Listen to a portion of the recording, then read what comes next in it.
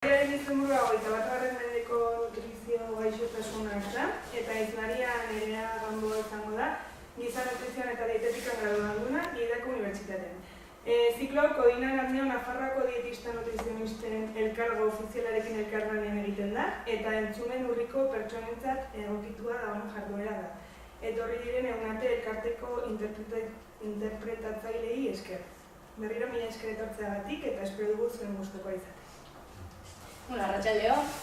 Esan dizuen bezala, gaurko hitzaldian hitz egingo dugu 21. mendeko gaixotasunen inguruan, ez?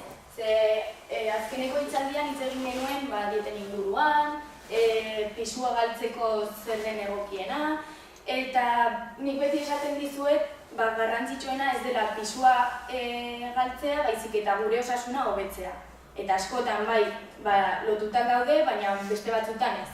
Orduan, gaur hori, hitz egingo dugu bereziki gaixotasun hauen inguruan eta elikadurak beraiengan daukan eragina.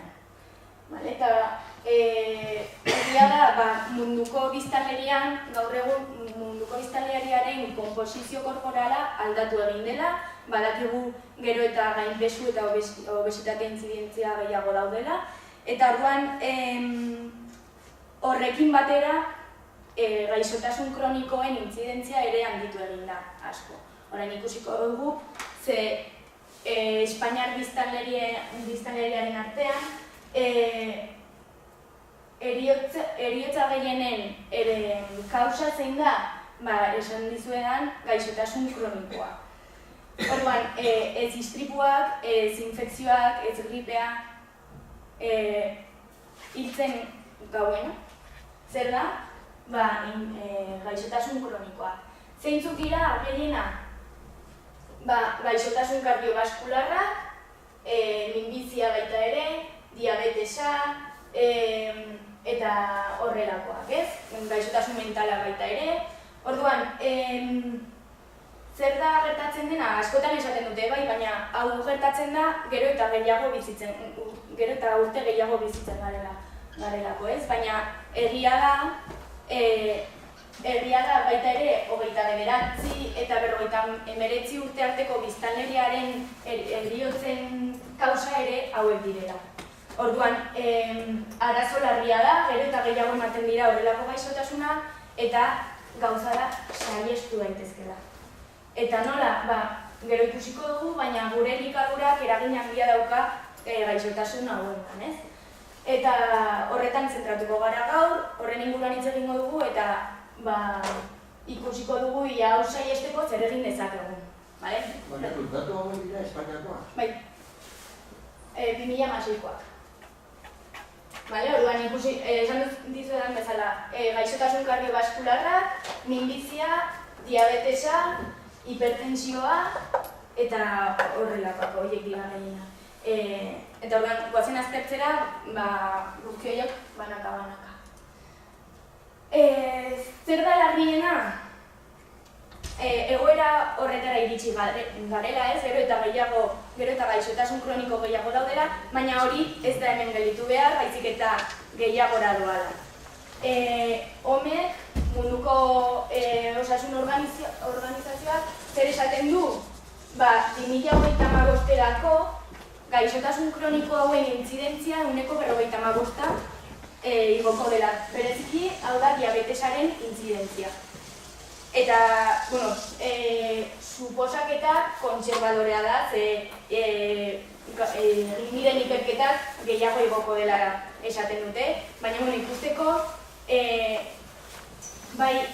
larria dela gaur egun egoera, baina larriagoa da ez dugula ezer egiten horren aurka, eta 2025ean are larriagoa izango dela egoera hori. Orduan, guazen ikustera ikusi dugu zergatik hiltzen den Espainiako biztanleria, eta guazen ikustera orain zeintzuk diren arrisku faktoreak, ez?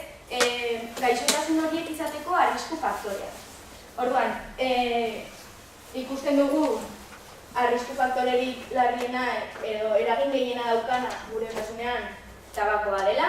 Hori nik uste guztiok daukagula buruan, tabakoaren eragina badakigu kalte handia egiten digula, baina guazen ikustera, ze adibidez gure pisua, edo lehenko egunean hitz egin genuen bezala, gure gorputzeko gantz portzentaia eragin handia daukala gaixotasun kroniko horietan. Baina ez bakarrik pisua, baizik eta gure elikadura. Hau da, elikadura oker batek eragin handiagoa dauka gaixotasun hauetan pisua baino. Horregatik esan nizuen ez zela garrantzitsua pisua galtzea, baizik eta gure osasuna hobetzea. Eta gaur ikusiko dugu ja nola egin dezakegun hori. Nola saiestu ditzazkegun gaixotasun horiek, gaixotasun kardiobaskularra, diabetesa eta horrelakoa. Eta aipatu behar da baita ere, jarduera fisikoak garrantzi handia daukala. Eta gero eta sedentarioagoak gara, gero eta gutxiago mugitzen gara, eta orduan horrek ere dauka bere eragina gaixotasun kroniko hauetan.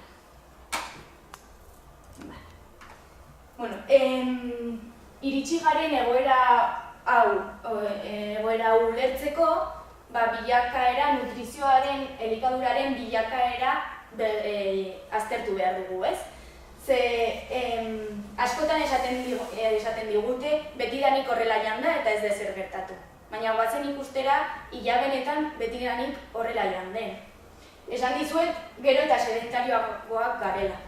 Eta gauza da, garraioarekin, edo teknologia berriekin, lanbideak ere aldatu dira. Horrelako bizimodu aldaketarekin, gero eta gutxiago mugitzen gara, eta horrekin batera elikadura ere aldatu egin da. Orduan,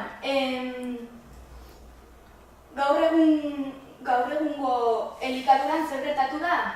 Birfindutako olio gehiago jaten ditugu, azukre gehitu gehiago baita ere, animali jatorriko elikagaiak ere gehiago jaten ditugu, birfindutako zerealak baita ere, eta zein arazoa?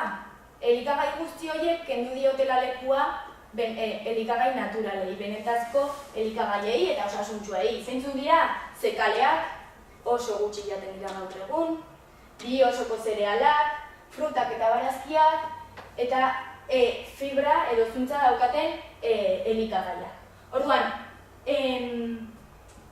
egoera honek, aldaketa honek egin du, honekin batera gaixotasun kronikoen intzidentzia handitzea. Orduan, ez da betidanik horrela jan, eta horrela jateak ondorioak ditu, ondorio larriak.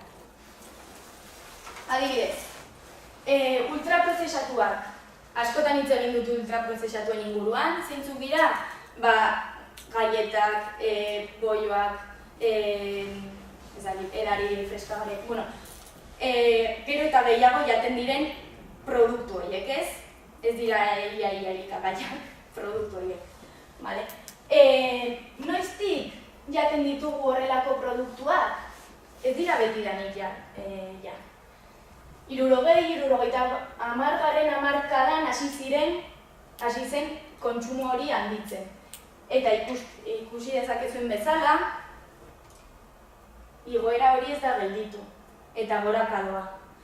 Eta honekin batera, kasualitatez, obesitatearen prebalentzia, gainpesua eta obesitatearen prebalentzia ere, igo da, 70 hamarkadatik.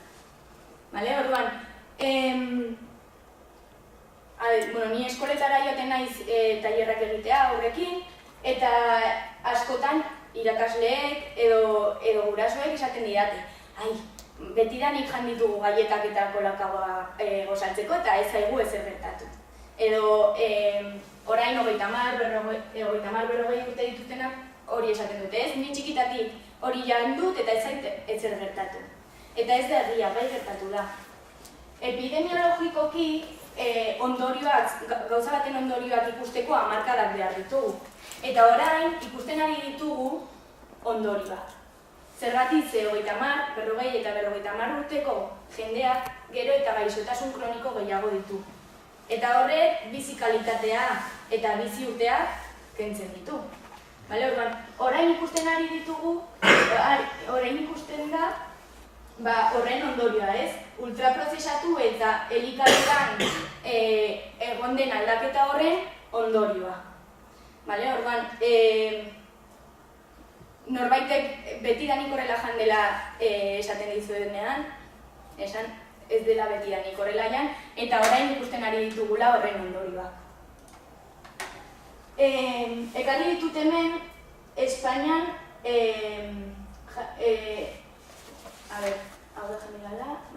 Espainian generalean ez, jaten diren elikagaiak.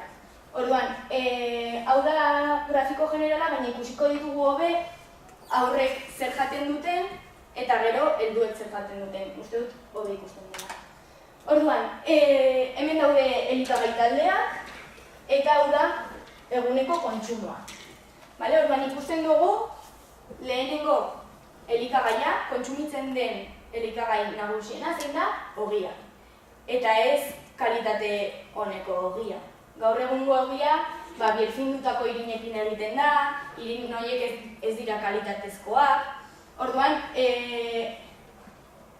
ogia normalean ez dugu ez osasuntsu bezala, kaltegarri bezala ikusten, baina jaten dugun kantitatearekin eta gainera daukan kalitate txarrarekin larritzekoa da. Bigarren elikagaia, elikagai taldea, bolleria eta pasteleria. Hirugarrena, haragia. Eta esango duzu, eta frutak, nun daude? Hemen. Orduan, ikusi dezakegu aurren elikadura ez dela bat ere osasuntsua. Esan dudan moduan, gero eta azukre gehitu gehiago, birfindutako irinak, birfindutako olibak jaten dituzte. Eta frutak, barazkiak, zekaleak oso gutxi. Eta hau da arazoa. Ze agian orain, ja ikusten ari da, baina agian orain ez gara konturatzen elikadura honek aur bati egiten dion kalteaz, baina aur hori handiagoa denean gaixotasun kroniko gehiago izango ditu. Eta zein da arazoa? Adibidez, gero diabetesaren inguruan hitz egiten dugunean ikusiko dugu, baina badaude aur batzuk diabetesa daukaten handia. Eta, gero sakonduko dut gehiago, baina gaixotasun kroniko, gaixotasun kardiobaskularra bai diabetesa dauzkaten aurrak gero eta gehiago dira. Eta horregatik da, eta baita ere, jarduera fisikoaren batik. Guazen ikustera, hauek dira nerabezaroan zer jaten den, baita ere gutxi gora bera berdina da, eta helduetan. Berriro ere, ogia lehenengo elikagaia. Frutak hemen daude, hemen egon beharko litzateke, barazkiak baita ere, zekaleak hemen azpian, oso zekale gutxi jaten dira. Orduan, elikadura horrela begiratuz, ze uste duzu, elikadura osasuntsua dela Espainian daukaguna? Ez da bat osasuntsua. Eta orduan, zein da arazoa? Beti esaten dudana. Ultraprozesatuen industriak botere handia daukala, oso zaila da beraien aurka egitea, ez?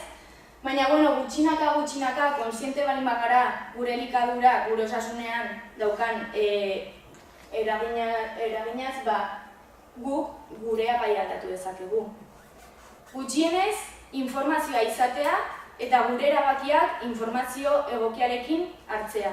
Horrela jaten jarraitu nahi bali badugu, baina jakinen zazu hori ez dela osasuntsua. Eta ez bakarrik, hau beste gai bat da, ez? Oso lotuta dago, baina honek ez du kalte egiten bakarrik gure osasunari, baizik eta ingurumenari baita ere. Eta ultraprozesatu eta prozesatu guzti horiek kalte handia egiten diote bai ingurumenari, bai inguri. Orduan, kontziente izatea, pentsatu pixka bat eta gure eskutan dago gure elikadura aldatzea. Ezingo dugu aldatu besteen guztien elikadura, baina gutxienez gure aldatzen baldin badugu. Orduan, hasiko garaia gaixotasun kroniko bakoitza aztertzen. Orduan, diabetesa zen Espainiako hildako asko sortzen zituena. Zer da diabetesa? Gaixotasun kroniko bat da non gure gorputzak ezin du ongi erregulatu odolean daukagun azukrea edo glukosa.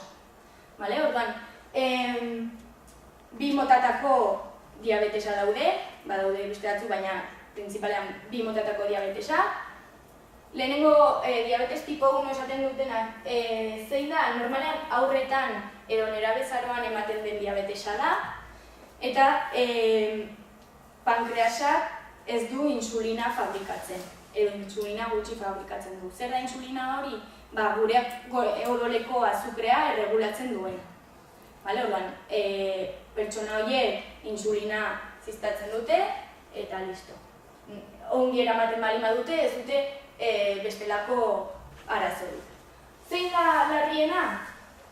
Diabetes mellitus bigarrena. Hori da larriena. Zergatik, normalean helduetan ematen da, baina gero eta jende gazteagoan ematen ari da. Eta badaude haur batzuk, ja, bigarrena daukatena, eta hori da larriena. Normalean zergatik ematen da? Ez da ematen, hainbeste, gure pankreasa ez duelako insulina fabrikatzen, baizik eta gure gorputzak erresistentzia bat jartzen diolako insulina horri. Eta orduan, gure muskuluak edo beste zerbait glukosa hori edo azukre hori erabili behar baldin badu, baina gorputzak erresistentzia bat jartzen baldin badu, ezin du erabili eta gainera odolean azukre asko gelditzen da. Orduan, hori da larriena. Eta zergatik ematen da? Leheno, normalean lotuta joaten zen obesitatearekin. Azkenean, obesitatea ez da bakarrik pisu handia izatea. Metabolikoki gauza asko gertatzen dira eta horrek egiten du, adibidez, insulinarekiko erresistentzia bat egotea. Eta horregatik ematen zen diabetesa obesitatearekin lotuta. Zer gertatzen da gaur egun? Ez dela ja obesitatearekin lotuta ematen, baizik eta pisu normala daukan jendean ere ematen dela diabetesa. Orduan, guatzen, ikerketa batzuk ekarri ditut, elikadurak gaixotasun kroniko hauengan zer eragina daukan ikusteko. Orduan, meta-analisi honetan ikusi dezakegu, adibidez, bi osoko zerealak eragin positiboa daukatela. Hau da, diabetesa izateko arriskua, hau arrisku handia, hau arrisku baixua. Eta orduan, zenbat eta bi osoko zereal gehiagoian, orduan eta diabetesa izateko arrisku gutxiago. Batzen ikustera adibidez, birfindutako irinekin. Gero eta gehiago erabiltzen dira, esan dugu, gaur egungo ogiak horrelako irinak eramaten ditu. Ultraprozesatu gehienek horrelako irinak eramaten dituzte. Orduan, zenbat eta birfindutako irinaia gehiagoian, orduan eta diabetesa izateko arrisku gehiago. Frutak eta zekaleekin zer gertatzen da, zenbat eta fruta edo zekale gehiago jan, barazkitin baita ere, orduan eta arrisku gutxiago. Eta, hau da, sorpresa, zergatik haragi gorriaren inguruan asko entzuten da, ez dakigu azkenean nori sinestu eta nori ez, diabetesan ere eragin handia dauka. Oraindik ez dago argi zein da mekanismo hori, baina zenbat eta haragi gorri gehiagoian, orduan eta diabetesa izateko arrisku gehiago. Eta egia da, azkenean ez dela bakarrik elikagai bat gure gaixotasunen arduraduna, ez? Esan dugun bezala, elikadura patroia da erruduna. Baina, ikerketetan hau ikusten ari da. Orduan, eta bueno, prozesatutako haragietan ere berdina. Orduan, honek ez du esan nahi, haragi gorria ezin dugula jan, baina bai, kontsumoa jaitsi behar dugula. Eta kontsumoa jaitsi eta hau saiestu. Haragi prozesatuak, saltxitxak, estekiak eta horrelakoak saiestu behar dira. Ez bakarrik diabetesagatik, baizik eta gero ikusiko dugu beste gaixotasun batzuengatik. Orduan, gutxi gora bera argi gelditzen da, fruta, barazkia, zereal integralak eta zekaliak oinarri dituen elikadura bat jarraituz, diabetesa, tipo 2, diabetes hori izateko arriskua gutxiagoa izango dela. 80ko arrisku gutxiago. Asko da, 191. Orduan, esan duguna, gaixotasun gehien hauek saihestu ditzazkegu jarduera fisikoarekin eta gure elikadurarekin. Barketu.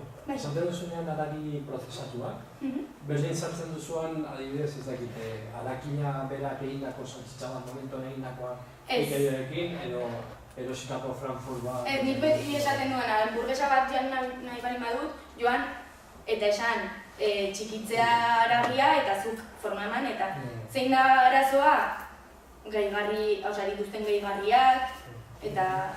Eta gaietak esan dituzunean, adibidez, berdin izan duzuen. Etxean bertan egin gara. Bai, beti etxean egiten duzuna osasuntsuagoa da, baina osagai osasuntsuak erabiltzen bali ditugu. Baina, azkenean, benetan kalte egiten diguna da industrian edo ultraprozesatuen industrian egiten dena.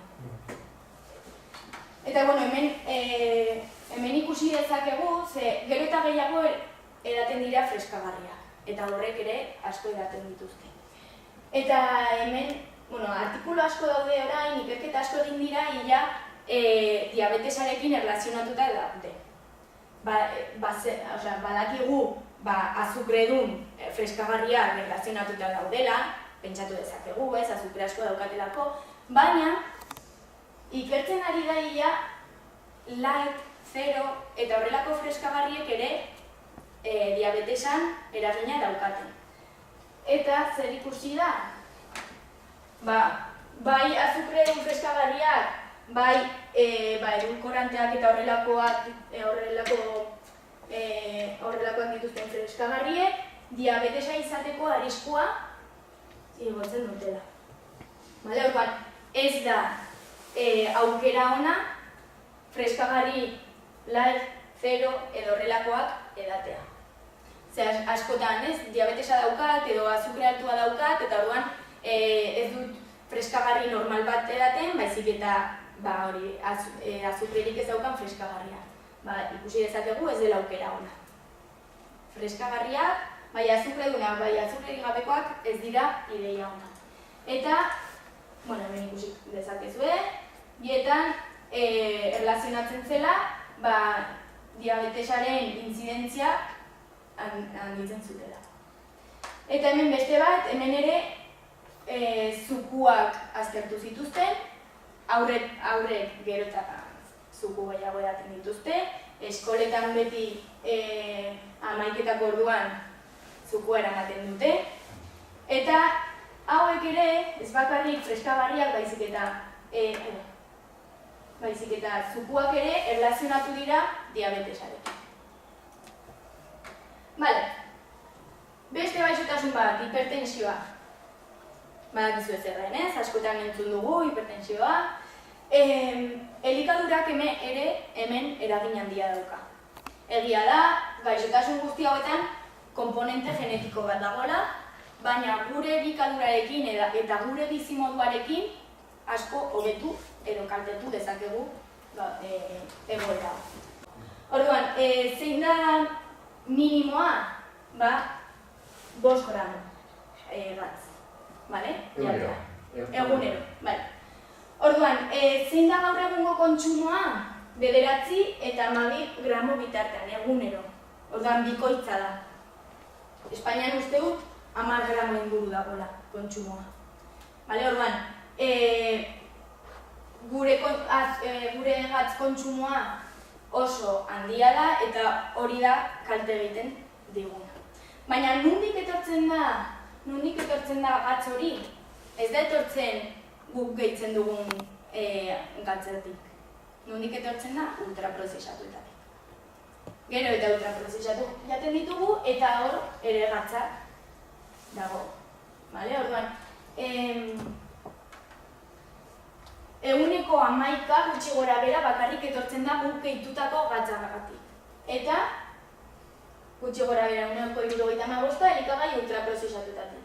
Gero, kanpora restaurante batera joaten baldin bagara bazkaltzera, hor ere normalean, orain ja kontrolatuta dago, baina normalean gatz gehiago jartzen zuten. Orduan, guk gehitzen dugun gatza ez da larriena.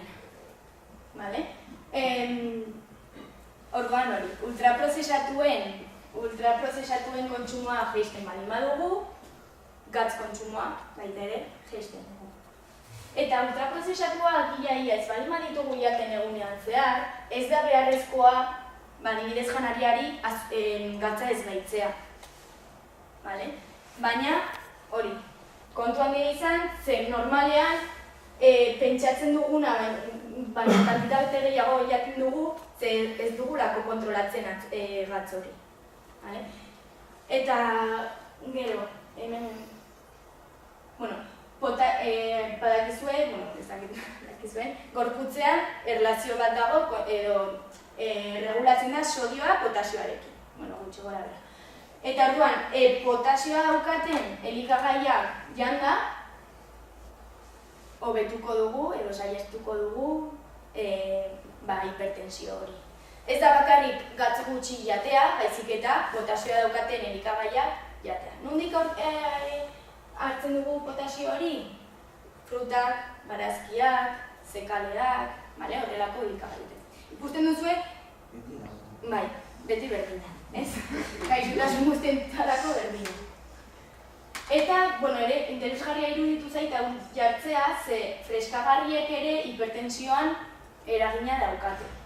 Eta esan dudan bezala ez bakarrik azukredun freskagarriak, baizik eta edulkoranteak eta horrelakoak dituzten freskagarrietan. Hemen ikusi zen, freskagarrien arteko eta hipertensioaren arteko erlazioa. Goazen gaixotasun kardiobaskularrekin, eta normalean entzuten dena, kolesterola. Kolesterolaren inguruan mito asko daude, gauza asko entzuten dira, baina gehiena ez da egia. Zer da gertatzen dena? Ere ultraprozesatuen industriak aprobetxatu duela egoera hau kolesterolaren aurkako produktuak ateratzeko.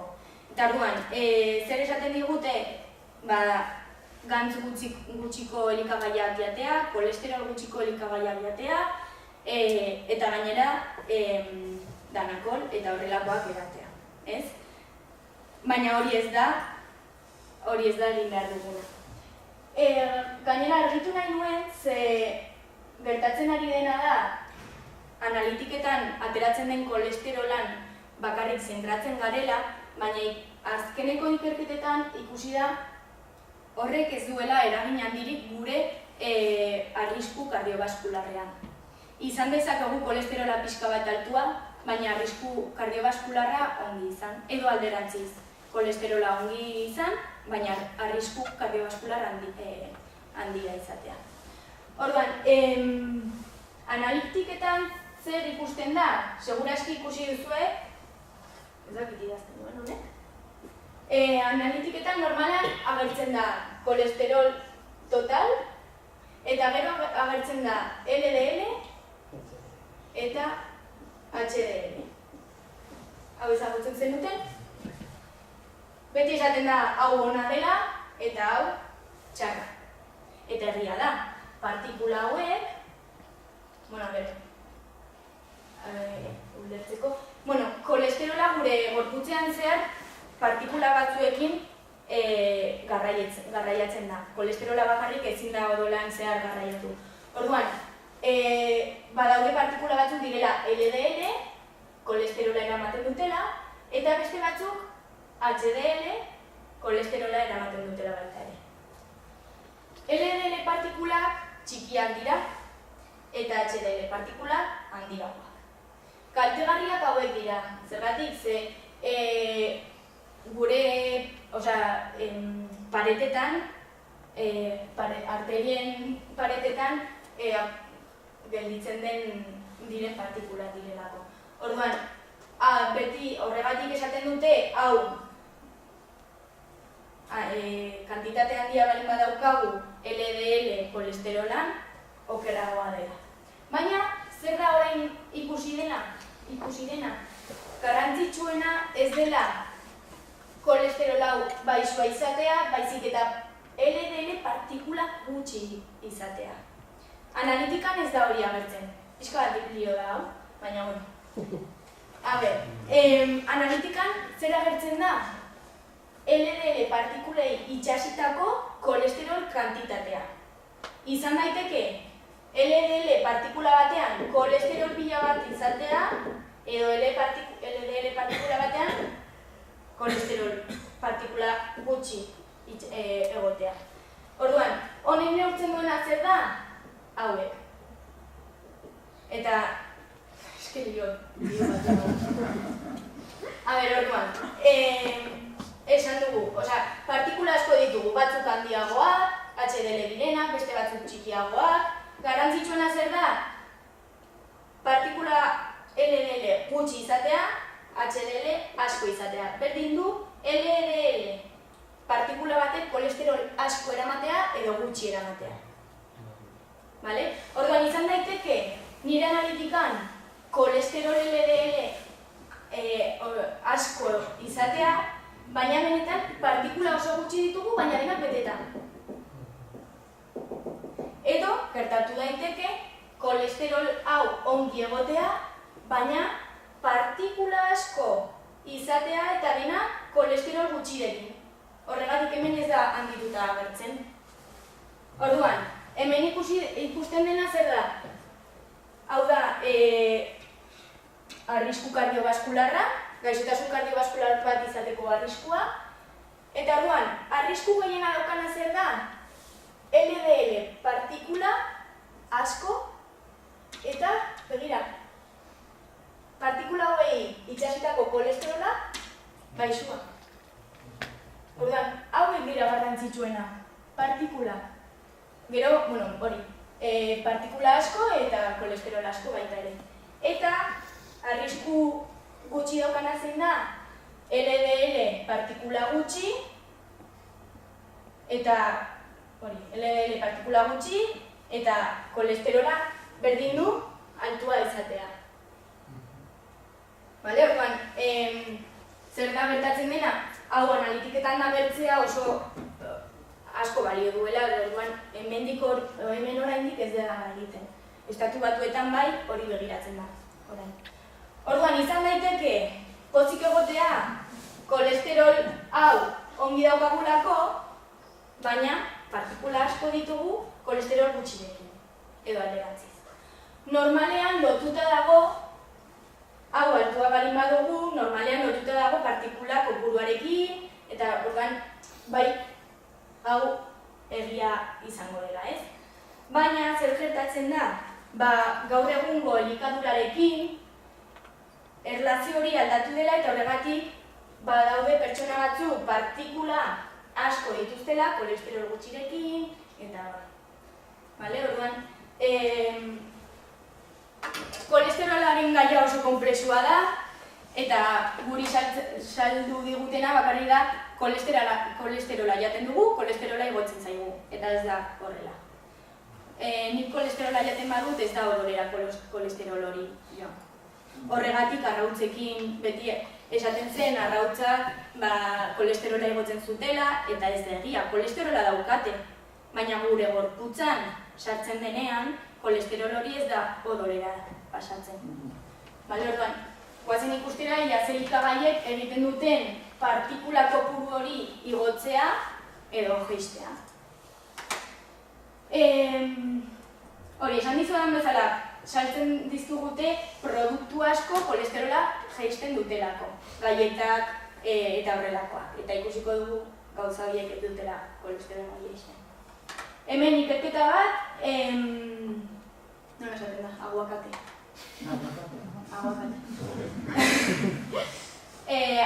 Ikerketa bat egin zen, aguakateak honekin kolesterolarekin daukan erlazioa ikusteko. Eta ikusi zen, egunero aguakate bat jaten zuten pertsonek LDL partikula gutxiago zituztela. Orduan, ona. Baina honek ez du esan nahi, orain egunero aguakatea jan behar dugula. Oroitu, elikadura patroia dela garrantzitsuena. Ez du ezer egingo nik egunero aguakate bat jatea, baina gero gaietak eta gauza ultraprozesatuak jatea. Fruitu lehorrek.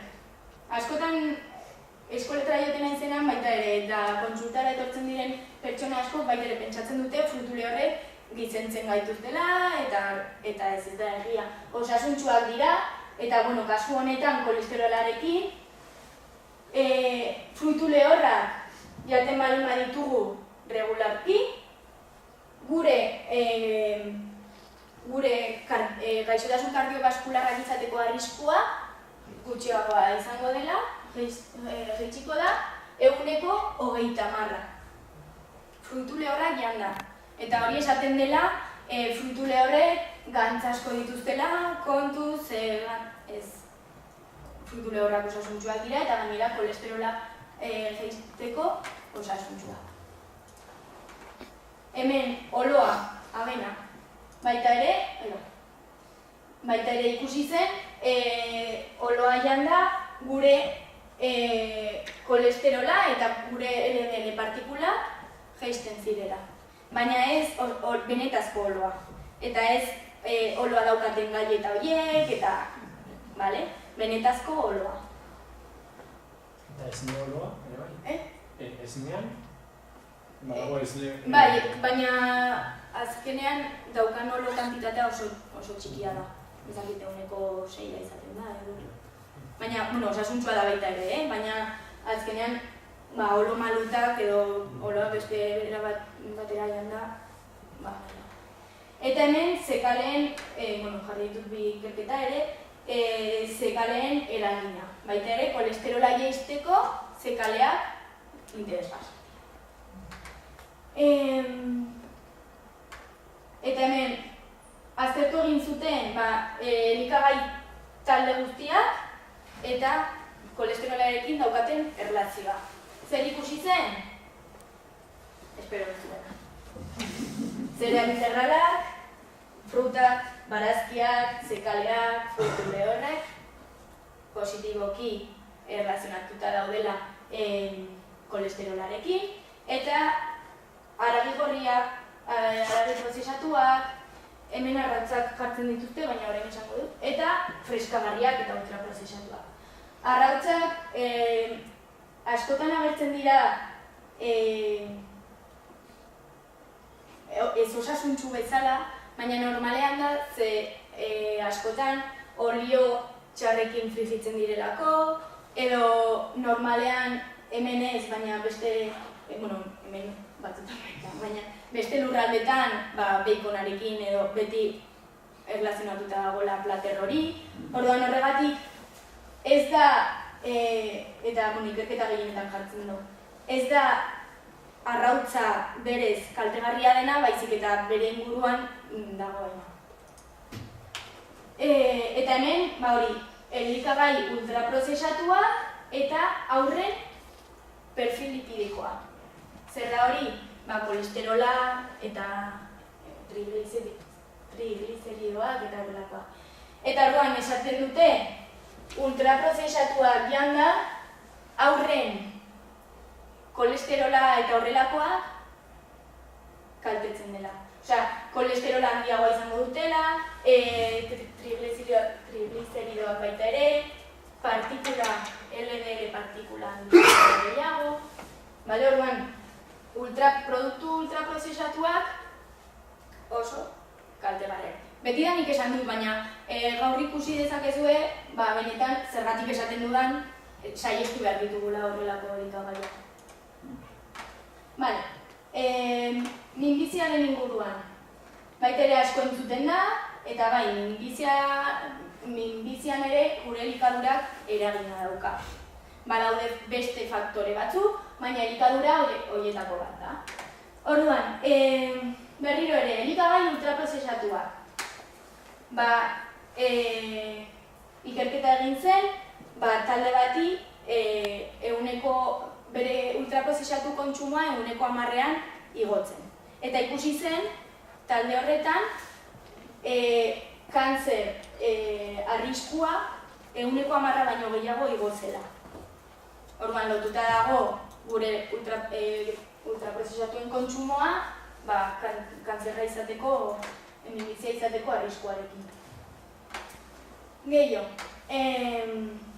berriro ere, zer ikusi zen? Zereal integralak, frutak, barazkiak, esnekiak, baina ez azukredun esnekiak, janda gure minbiziaren arriskua jaitsiko dela. Honetan, zehazki da, nola esaten da? Koloretan?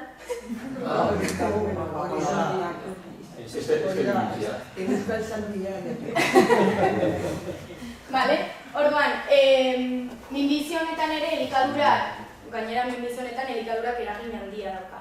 Eta ikusi dezakegu horrelako elikadura bat eraman da, ere minbizia hau izateko arriskua gutxitu dezakegula.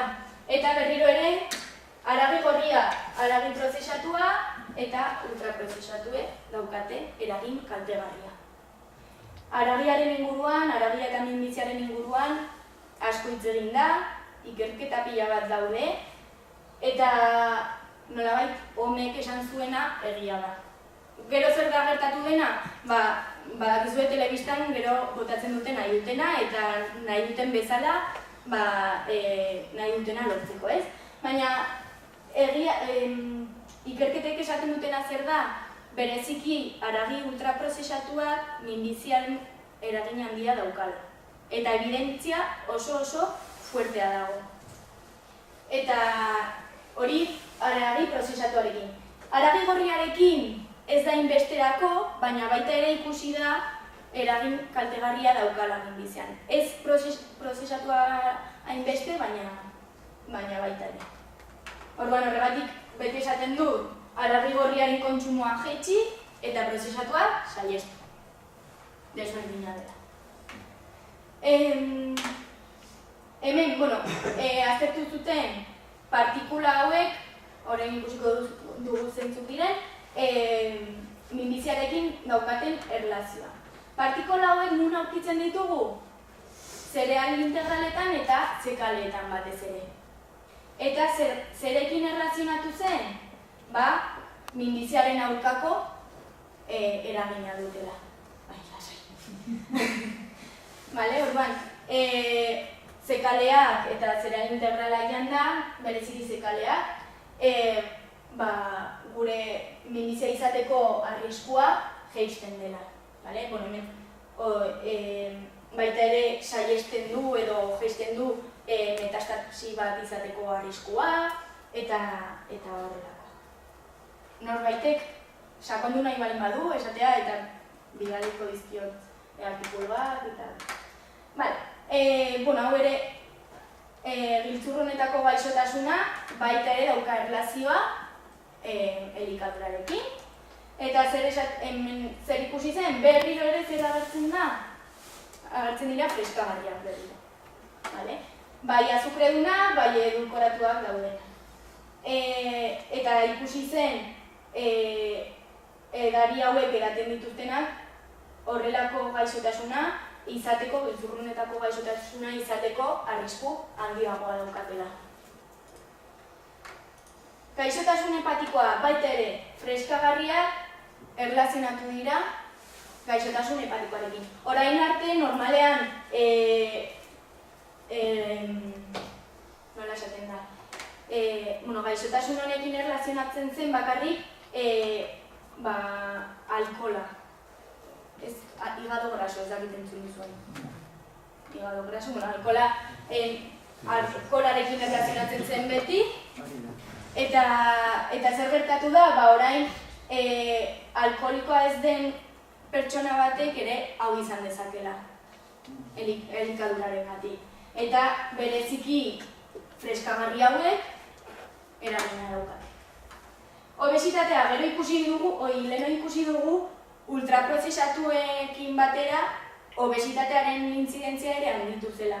Eta hemen ikusi dezakegu artikuloa, ultraprozesatutako janaria erlazionatzen dela obesitatearekin eta gainpisuarekin.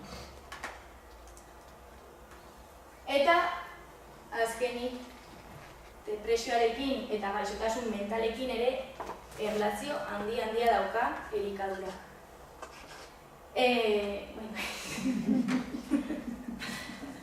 Orduan,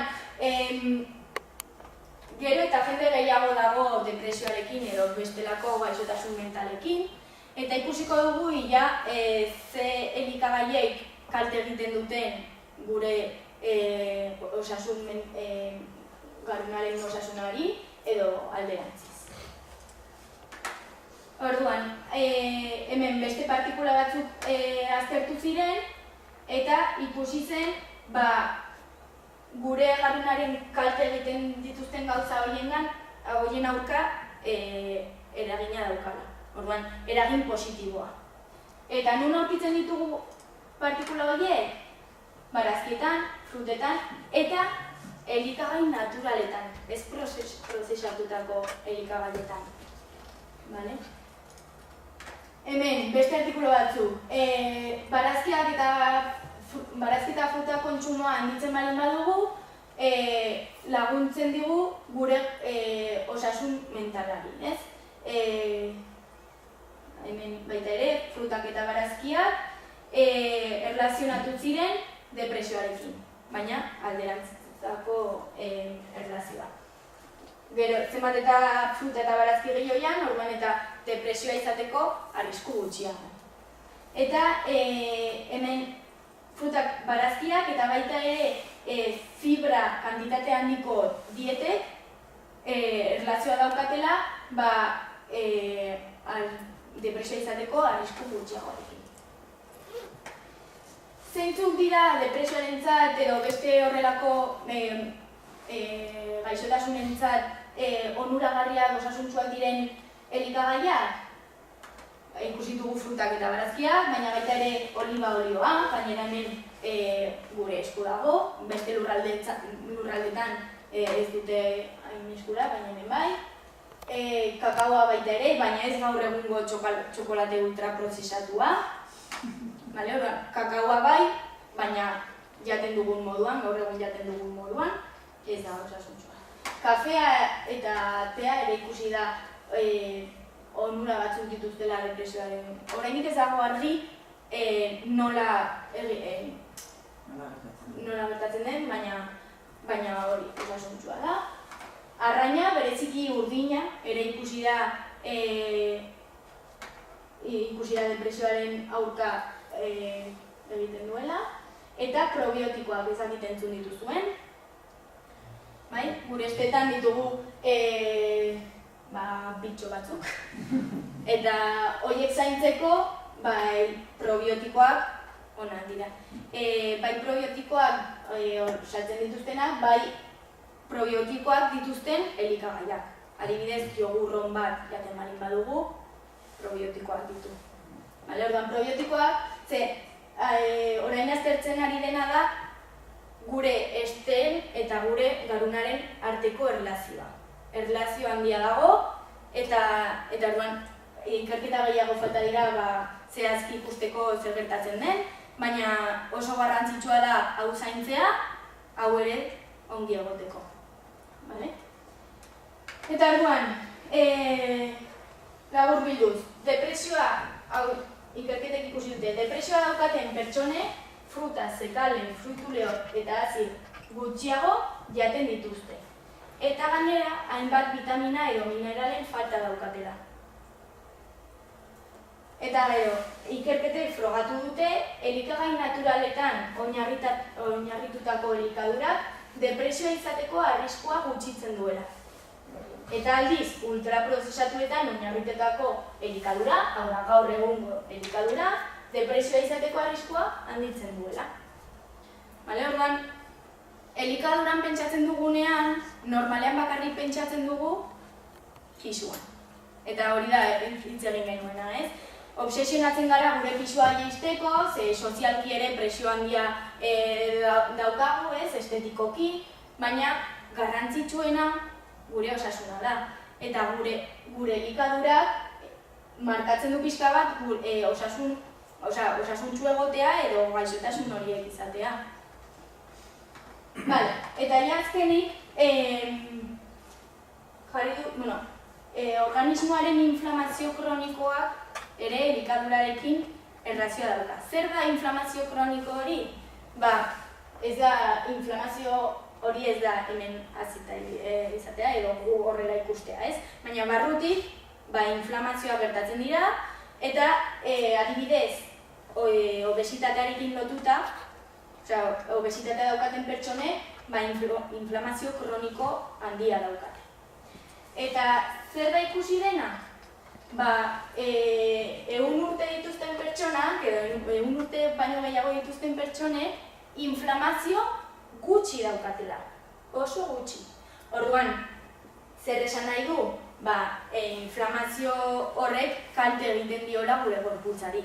Eta lehen hitz egin dugu insulinarekiko erresistentziaz, eta metabolikoki arazo horiek inflamazioarekin erlazionatuta daude. Eta zer egiten du inflamazio hori areagotzea? Lehen esan dugu. Ez bali badugu jarduera fisikorik egiten, kalteak dituela, ez? Hau da kaltetako bat. Ez bali gara mugitzen inflamazio kroniko gehiago izango dugu. Tabakoak eta kutsadurak baita ere areagotzen du inflamazio hori, gainpesuak eta obesitateak baita ere. Eta gero, vegetal kontsumo urriak eta ultraprozesatu kontsumo handiak. Orduan, gure elikadura eta gure bizimoduak egiten du inflamazio hori handiagoa edo txikiagoa izatea. Eta horrek egingo du gure bizikalitatea hobeagoa edo txarragoa izatea eta gure bizi urteak gehiago edo gutxiago izatea. Orduan, konklusio moduan, gero eta gaixotasun kroniko gehiago ematen ari dira munduan zehar. Gero eta jende gazteagoari kaltetzen diote gaixotasun horiek, eta hori da larriena, ez bakarrik jende zaharrari. Gaur egungo elikadura honen errudun nagusia da, elikadura eta bizimodua. Eta zer da honen hau guztiaren gauza positiboa, gure esku dagoela, gure elikadura zaintzea, eta modu batez, gaixotasun kroniko guzti hauek, erabatez, baina modu batean saihestea. Nola? Asko errepikatu dut, baina, badazpada berriro. Fruta, barazkia, fruitu lehorra, zekalea, zereal integrala eta arraina, ikusi dugu batzutan urdina izango dela hobeagoa, beste batzutan txuria, baina hauen kontsumoa igo behar dugu, eta haragi gorriak, prozesatutako haragiak eta ultraprozesatuak saihestu behar ditugu. Guztiz kontrakoa egiten ari gara, ikusi dugu Espainian zer jaten den, eta guztiz kontrakoa da. Horregatik, gaixotasun hauen prevalentzia igo doaz. Bale? Eta, bueno, hori da guztia.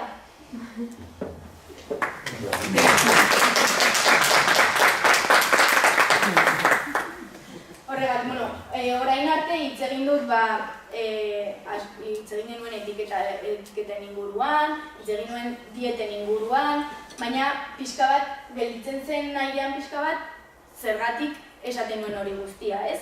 Eta ikerketa zientifikoak daude atzean, eta ikerketa zientifikoek esaten dute larria dela egoera hau, eta gure elikadura aldatu behar dugula gaixotasun kroniko horiek eta arazo guzti horiek saihesteko.